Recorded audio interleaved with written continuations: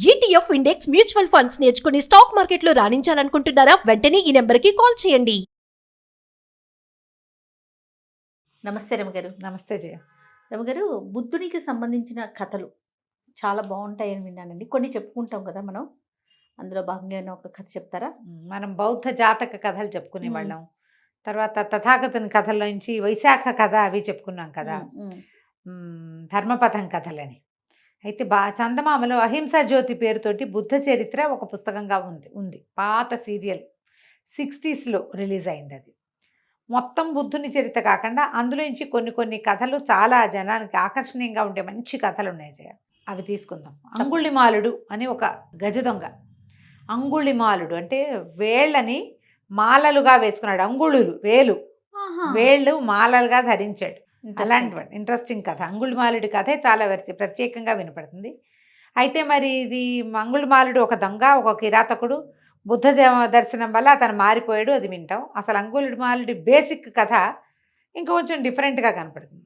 కోసల రాజ్యంలో ఒక పురోహితుడు ఉండేవారట, కోసల రాజు గారి దగ్గర.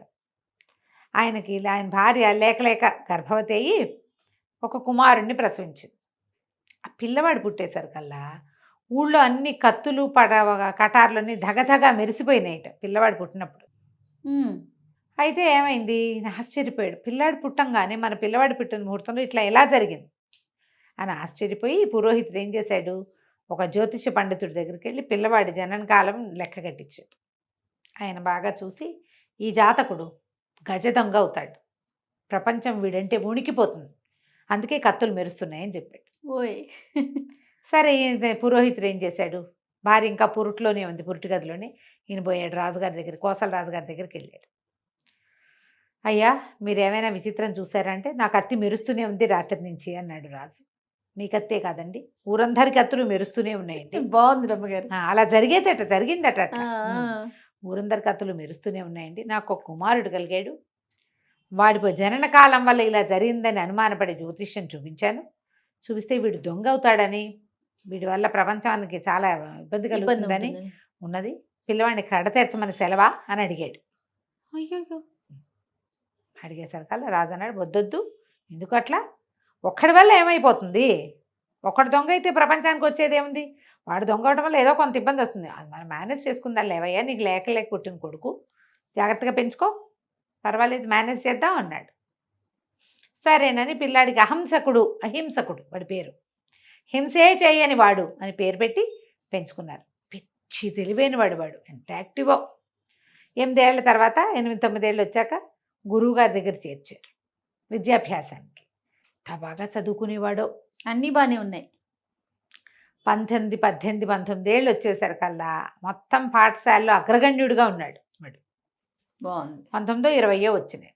అయితే మిగిలిన శిష్యులకు ఒక మత్సరం పుట్టింది ఈ పిల్లవాడి మీద, ఈ అహింసకుడి మీద. వీళ్ళు ఎట్లా చెప్పారంటే, అమ్మగారు వాడిని ప్రత్యేకంగా చూస్తారు, అమ్మగారితో వీడు సంబంధం కలిగి ఉన్నాడని ఒక మాట పుట్టించారు. అయ్యో. గురువిణి గారితోటి, గురుమాతతో చెప్పేసరికల్లా గురువు గారికి చెప్తే ఆయన నమ్మల. ఆయన ఒక ప్రయత్నం చేసి చూద్దామని భార్య ఈ కుర్రాడితో ఎలా ప్రవర్తిస్తుందో చూద్దామనుకున్నారు. ఆవిడ మామూలుగానే ఉంది. కాకపోతే ఏంటంటే, వీడు మొత్తం పాఠశాలలో అత్యంత తెలివిగల పిల్లవాడి పట్ల కొంచెం ఆపేక్షగా ఉంటారు ఆడవాళ్ళు, పెద్దవాళ్ళు సహజంగా. ఈ శిష్యుల తాలూకు మత్సరము, వీళ్ళ కుయుక్తి ఆవిడకి తెలీదు. సరే నాయన, నువ్వు ఇంకొంచెం తిను, ఎదిగే పిల్లవాడివి, ఏమంత చదువుకునేవాడివి అని ఇంకో ముద్ద ఎక్కువ పెట్టేది. ప్రేమగా చూసేది. తెలివైన పిల్లలు, బ్రైట్ కిడ్ పట్ల ఎలా ఉంటుంది అంతే.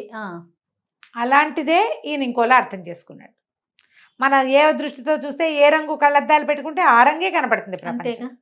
దాంతో ఈయనకి ఎలాగైనా చంపేద్దామనిపించింది. తన భార్యతో సంబంధం పెట్టుకున్నాడు వీడని.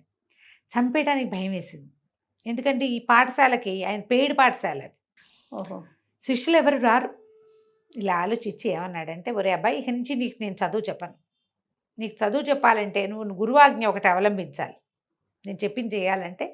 ఈ అబ్బాయి ఏమనుకున్నాడు హింసకుడు, అయ్యో నాకు చాలా చదువుకోవాలని, ఏం చేయమంటారో చెప్పండి అన్నాడు. 1000 మందిని చంపి 1000 మంది వేళ్ళు సమర్పించాలి నాకు నువ్వు. ఒక వ్యక్తిని చంపి వాళ్ళ చిటికెన వేలు పక్కన దాచిపెట్టుకో. 1000 చిటికెన వేళ్ళు సమర్పిస్తేనే నీకు విద్య, ఫర్దర్ విద్య. బేసిక్ విద్యలు అయిపోయినాయి ఓకే. అని చెప్పేసరికి వీడు ఆశ్చర్యపోయి, అయ్యో మా వంశాచారం దీనికి ఒప్పుకోదండి, ఇతరులని హాని చేయకూడదు, మేము మా పద్ధతి కాదు అది. కానీ మీరు చెప్పారు, మీరు చేసేస్తా. గురువు, మీరు గురువు, పైగా మీరు ఏది చెప్తే అది చెయ్యాలి, నాకు చదువు కావాలి, దానికోసం నేను ఏమైనా చేస్తా, సరే ఇదే చేస్తాను అలాగేనని అడవిలోకి వెళ్ళిపోయాడు. ఎవరు కనపడితే వాళ్ళని చంపేసేవాడు, వాళ్ళు వేలు కత్తిరించి దాచిపెట్టుకునేవాడు. చేస్తాడు. ఇక ఇట్లా జరుగుతోంది. ఇంకా అక్కడి నుంచి ఊరంతా ప్రచారం అయిపోయింది, వాడు చిటుకని వేళ్ళు కత్తిరించుకుంటాడని. చంపి వేలు తీసుకోవాలి, బతికుండగా వేలు తీసుకునేది కాదు. చంపేసే. గురువుగారు ఏం చెప్పాడు, చంపాలి వేలు కత్తిరించాలి అన్నాడు. ఒట్టిగా వేలు కత్తిరించుకుంటానంటే వదిలేస్తారు, వేలు కత్తిరించుకుని తీసుకుంటాడు, బతికే ఉంటారు. వేలుతోటి ప్రాణం పోదు కదా, బాధగా ఉంటుంది. కానీ ఇతను అట్లా కాదు, చంపి తీసుకోవాలన్నది నియమం. క్రమంగా ఇతనికి అంగుళిమాలుడని పేరు వచ్చింది. ఈ జరిగిన కథలకారమం అంతా చూసి పురోహితుడి భార్య అంటున్నారు, వీడు మన పిల్లవాడి లాగానే ఉన్నాడు, ఇటు మనవాడేనేమో, ఏ వయసులో వాడు గజదొంగ అవుతాడు అనేది ఒక ఇది ఉంది. వీడు దొంగ అనుకుంటున్నారు జనం వాడిని. దొంగ కాదు, ఏం కాదు, వాడు చేసే పని వేరే. అక్కడి నుంచి ఆ చుట్టుపక్కల ఊళ్ళల్లో అంతా ఎవడో వేలు కత్తిరించేస్తాడు, చంపేస్తాడని బాగా పుట్టేసింది. వాళ్ళంతా పరిగెత్తుకుంటూ రాజుగారి దగ్గరికి వచ్చారు. వాడు కొన్ని వందల మందిని చంపేశాడు, వీడిని పట్టుకోండి అని. అక్కడి నుంచి రాజుగారు సైన్యంతో సహా వెళ్దాం అనుకుంటుంటే పురోహితుడు భార్య ఏమనుకున్నారు, ఏమంటే వెళ్ళిరండి, మన పిల్లాడే ఉంటాడు, ఇంటికి తీసుకురండి అంటే ఆయన అన్నాడు, వెళ్ళకూడదు దొంగల దగ్గరికి, వీళ్ళని నమ్మకూడదు, వాడు అక్కడికి వెళ్ళాక వాడు ఎట్లా ప్రవర్తిస్తాడు, వాడు ఆల్రెడీ మన పిల్లాడు కాదు, వాడు అయిపోయింది అంటే. భార్య ఉంది, నువ్వు వెళ్ళకపోతే నేను వెళ్తాను. రాజుగారి సైన్యం కంటే ముందే ఈవిడ బయలుదేరి, తల్లి బయలుదేరితే ఆ సమయానికి ఎక్కడి నుంచో జేతవనం వైపుకి వస్తున్నటువంటి బుద్ధ భగవానుడు ఈ అడవిలోకి వచ్చాడు. ఓహోహో. వస్తే అక్కడ గొడ్లు కాసేవాళ్ళు, వాళ్ళు వీళ్ళు కాపర్లు వాళ్ళు, అయ్యా అటు వెళ్ళపోకండి, ఈ అడవి మంచిది కాదు, ఇక్కడ అంగుళిమాలుడు అని ఒక గజదొంగ ఉన్నాడు, వాడు మనుషులను చంపేస్తాడు, 40-50 మంది వెళ్ళాలి తప్ప ఒంటరిగా వెళ్ళకూడదు ఇక్కడ అని బాగా చెప్పారు. చెప్తే ఆయన అన్నాడు, చూద్దాం వాడెవడో చూస్తాను నేను అని చెప్పి ఆయన నడుచుకుంటూ వెళ్ళాడు. యాక్చువల్గా ఈయన వెనకాలే అంగుళిమాలుడి తల్లి కూడా వస్తుంది. నిజానికి తల్లి అవ్వాలి, వెయ్యో మనిషి. అవును. బుద్ధుడు అయ్యాడు. ఓహో. బుద్ధ భగవానుడు అయ్యాడు. ఈ అంగుళిమాలుడు తన దగ్గర ఉన్నవన్నీ లెక్క పెట్టుకుని, ఇంకొక ప్రాణం తీస్తే మనకు చాలు, మనం వెళ్ళి చదువుకోవచ్చు. అతను నేను చంపుతున్నాను, నేనేదో అయిపోతానని అనుకోవటంలా, పాపం చదువుకుందామని అనుకుంటున్నాడు. అక్కడి నుంచి బుద్ధ భగవానుడు వెనకాల పడ్డాడు. ఎంత పరిగెత్తినా నడిచి వెళ్తున్న బుద్ధుడిని పట్టుకోలేకపోయాడు.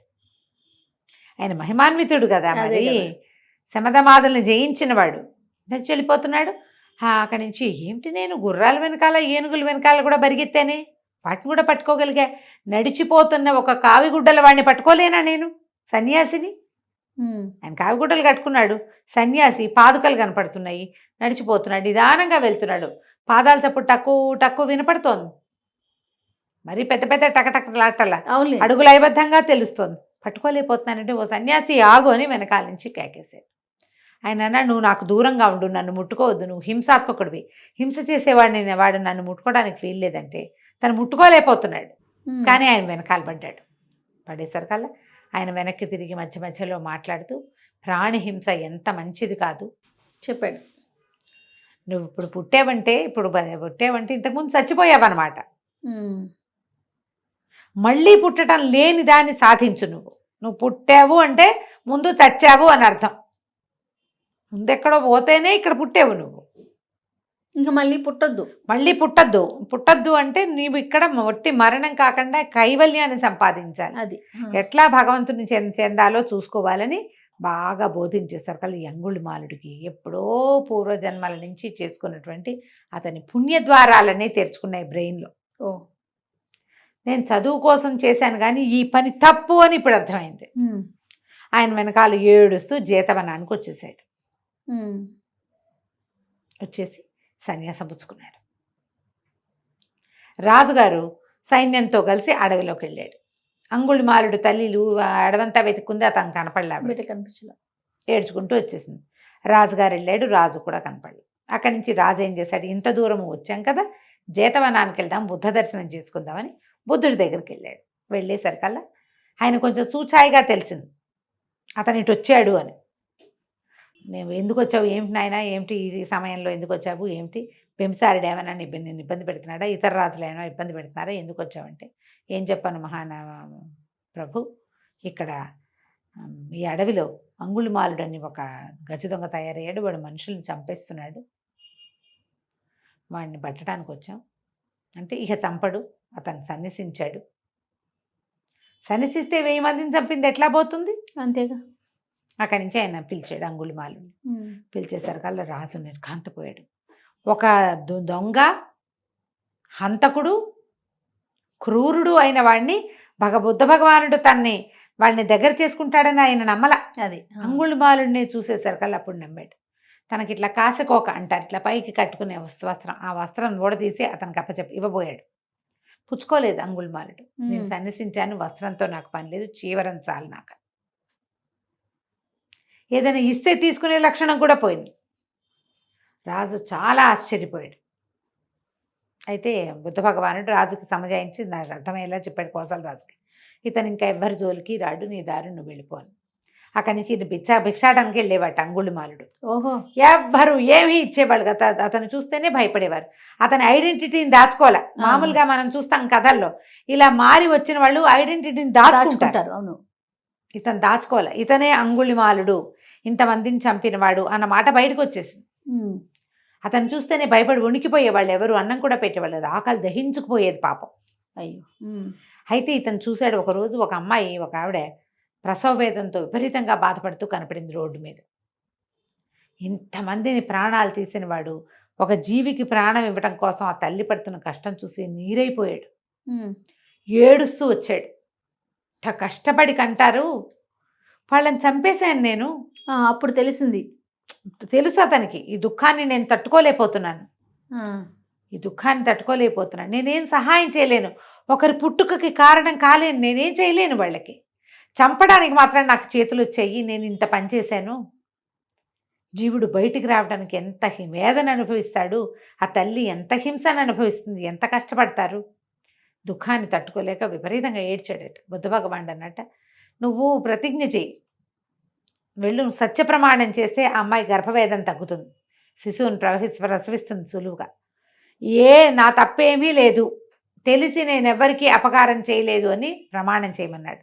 అప్పుడు ఇతను అన్నాడు అంగుళిమాలుడు, అదే మన అహింసకుడు, నేను అట్లా అబద్ధాన్ని చెప్పలేను, చేశాను, నేను ఇంతమందిని చెప్పానంటే, కాదు, నువ్వు సన్యాసం పుచ్చుకోకముందు చేసావు, ఇది నువ్వు 2వ జన్మ ఎత్తావు, ఈ జన్మలో నువ్వు ఎవ్వరికీ ఏ అపకారం చేయలేదు, నువ్వు అది నమ్ముతున్నావా అన్నాడు. నమ్ముతున్నాను అన్నాడు. నువ్వు సన్యాసం పుచ్చుకున్నది నిజమయ్యి నువ్వు నమ్మి తీసుకుంటే ఆ మాట వెళ్ళి ప్రమాణం చేయి, నీలో నిజం ఉంటే ఆమెకి ఆ హింస తగ్గిపోయి ప్రసవం సులువుగా అయిపోతుందంటే ఇతను మళ్ళీ వెనక్కి వెళ్ళాడు. ఆ ప్రసవ వేదన పడుతున్న స్త్రీ దగ్గర ప్రమాణం చేసేట, తెలిసి నేను ఎవ్వరికీ ఏ అన్యాయము ఏ హింస చేయలేదు, ప్రాణి హింస చెయ్యని వాడనైతే ఈ స్త్రీకి సుఖప్రసవం కావాలంటే 5 నిమిషాల్లో ప్రసవించేసిందట. బా, గ్రేట్. ఆ తర్వాత అతను చాలా బాధపడి పదే చెప్పేబట్ట. దీనికి చెప్తే బుద్ధుడు 100 సార్లు పశ్చాత్తాపాన్ని మించినది లేదు. అవును, పశ్చాత్తాపడు, మళ్ళీ చెయ్యొద్దు. ఒట్టి పశ్చాత్తాపంతో ఏమవ్వదు, మళ్ళీ చేయకూడదు కదా. జీవన విధానాన్ని మార్చుకోవాలి. నువ్వు మార్చుకున్నావా, నువ్వు మారిపోయినట్టే, నీకు క్షమ లభిస్తుంది.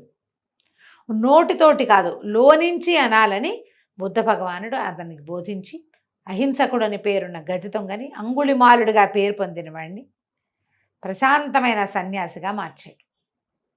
ఇక ఇలాంటి కథలు ఎన్ని కనపడతాయి. ఎంత బాగుంది. ఇట్లా ఎంతో మంది క్రూరాత్ములు, దురాత్ములు, చండాశోకుణ్ణి, ధర్మాశోకుణ్ణి చేశాడు బుద్ధుడు. అవును, బుద్ధిజమే కదా, అహింస మీద నమ్మకం కలిగించాడు. అవును, ఇలాంటి కథలు ఒక 5-6 కనపడతాయి, వీళ్ళు వెంబడి చెప్పుకుంటాం. తప్పకుండా రమ్మగారు. నమస్తే. నమస్తే.